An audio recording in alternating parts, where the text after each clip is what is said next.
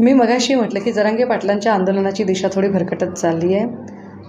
Politically statement देण्यापेक्षा त्यांचे statement हे फॉरवर्ड असले, खूप स्ट्रेट फॉरवर्ड त्यांनी क्वेश्चन्स करण्याची गरज आहे.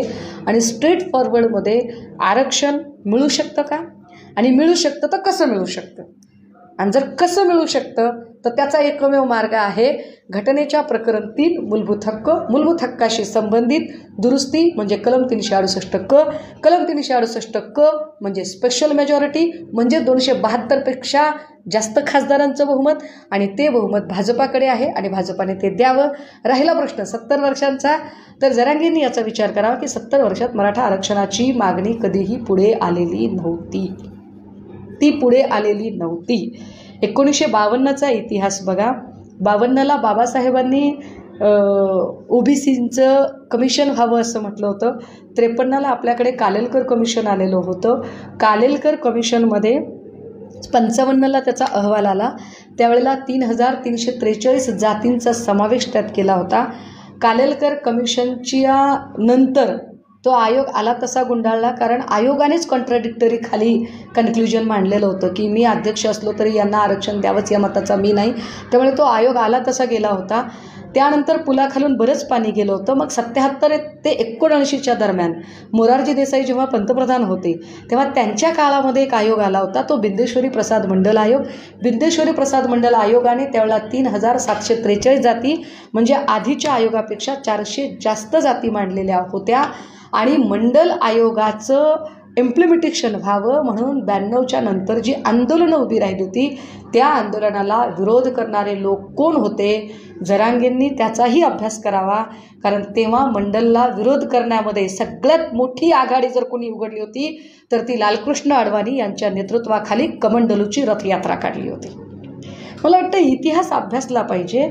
मला याच्यात ना म्हणजे जरांगेंच्या आरक्षण मिळण्याच्या प्रामाणिक भूमिकेचा आदर आहे, मला त्याच्याबद्दल आत्मीयता आहे. परंतु अभ्यास करा. स्टेटमेंट देताना कुठेही सामाजिक तेढ निर्माण होता कामा नये. सगळ्याच जाती महत्त्वाच्या आहेत. मी ओबीसी आहे किंवा मी SC आहे किंवा मी ओपन आहे असं मी कधीही ऊर बडवून सांगायचा प्रयत्न केला नाही. मी कुठल्याही आरक्षणाशिवाय इथपर्यंत आली आहे. माझ्याकडे जमिनीचा एवढूसा तुकडासुद्धा नाही. माहिती अधिकाराखाली काय सगळ्यांना टाकायचे ते टाका. एक घर आहे, त्याचे हफ्ते मी कष्टाने भरते. परंतु मी आहे ती मेरिटवर आहे आणि मला नको पण याच्यातलं काही. एवढं सगळं जर ही सगळी अशी गजगज जर बघितली आजूबाजूची की ज्याच्यामुळे माणूस एकमेकांकडे जर संशयाने बघत असेल तर का हे सगळं करायचं असंही वाटतं. पण मला एक मोठा अजेंडा याच्या मागे दिसतो. भुजबळ, जरांगे आणि एकूण हे सगळं बघितलं याच्यातला सगळ्यात, कारण मी त्या दिवशी भुजबळ साहेबांना जे पत्र लिहिलं त्या पत्राच्या खाली खूप साऱ्या कमेंट, चांगल्या कमेंट होत्या की ताई तुम्ही खूप बॅलेन्स्ड मांडलं. पण त्यात एक कमेंट होती, ती कमेंट एका RSSच्या पूर्णवेळ कार्यकर्त्याची. त्याचं अख्खं प्रोफाईल मला माहिती आहे, तो माणूस मला माहिती आहे. आणि त्याने कमेंट देताना त्याचे लिहिले ते फार महत्त्वाचं आहे. आणि तो अजेंडा आहे, तो RSSचा अजेंडा आहे. त्या कमेंटमध्ये तो असं लिहितो की आरक्षणाचा पोपटच मेला पाहिजे. हा खरा अजेंडा आहे की आरक्षणाचा पोपटच मेला पाहिजे. म्हणजे ज्यांना आरक्षण ही गोष्टच नाही ठेवायची, कारण तसंही प्रायव्हेटायझेशन एवढं वाढवलेलं आहे, इतकं खाजगीकरणाचं क्षेत्र वाढलेलं आहे की आरक्षण कुणाला द्यायचं आणि कसं द्यायचं हा प्रश्न आता उरतोय.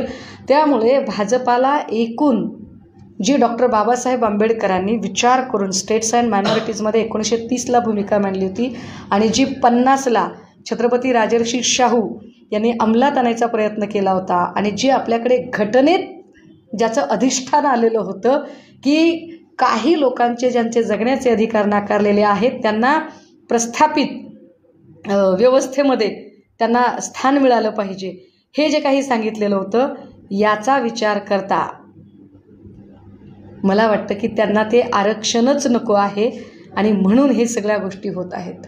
आणि जे अत्यंत वाईट आहे की असं होऊ नये कधी.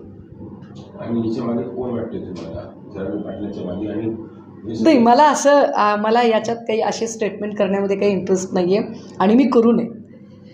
माझ्यामध्ये जर थोडासा विवेक शिल्लक असेल आणि माझ्यामध्ये जर काय म्हणता येईल की थोडाफार जर मी बुद्ध चार्वाक वाचलेला असेल तर मी अशी कुठलीही जातीय तेढ निर्माण करणारी किंवा उगाच पॉलिटिकल कॉन्ट्रोवर्सी तयार करणारी अशी कुठली स्टेटमेंट करू नये.